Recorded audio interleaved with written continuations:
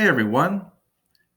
Now that we're getting more into Game Lab and writing our code, I just want to take a minute to kind of review some of the big concepts that we're trying to um, connect as we're working within our code. Specifically, I want to go back and revisit this graphic. Remember, this was the graphic that we used to define what makes a computer, and that a computer has to do these four things. And the reason we took time to do that is because this is what you're kind of dealing with as you're working in code.org and in Game Lab. So, as an example, here we are in Game Lab, and those four components, those four things that compute are here. You just may not see it. So for example, where the toolbox is, this is kind of like your input.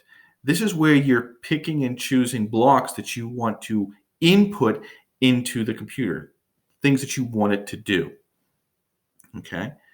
And when you do that, you're going to drag those from the toolbox to the workspace.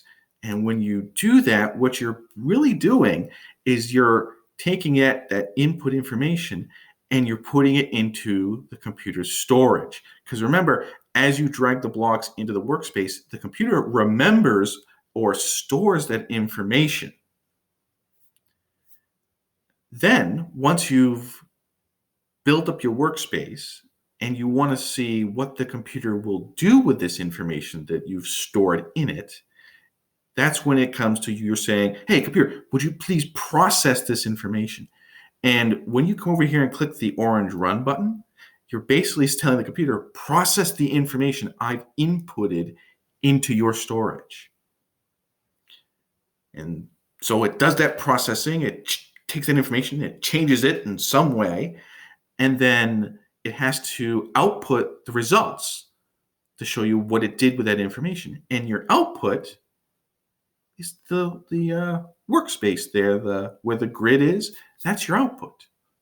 So that's why we took the time to cover those four things: input, storage, processing, and output, because here they are in Game Lab. I want to cover just a couple more things now that we're getting a little bit more into Game Lab, is just reviewing the resources you have to help you out as you go through this.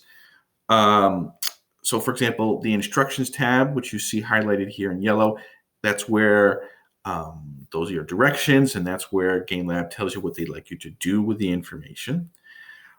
But what you'll also see is this new tab called Help and Tips. So as we keep moving forward, Game Lab is going to put links or videos or resources in here to help you along the way, so if you kind of get stuck. And then also, as you turn in assignments to me and you complete these modules, I'm going to give you feedback. And code.org and Game Lab is going to put that feedback right here in this feedback tab so that you can easily access it. So if I give you feedback on a module and say, hey, for example, in this case, it was, remember to keep in mind that rectangles are drawn from the top left corner, you can use that to help you modify your code, which is right here, and make improvements to your programs. That's it. So again, if you have questions and the help and tips and the feedback is not enough, you can always hit me up in Google Classroom via private comment or drop me an email. Best of luck to you, and I will see you next time.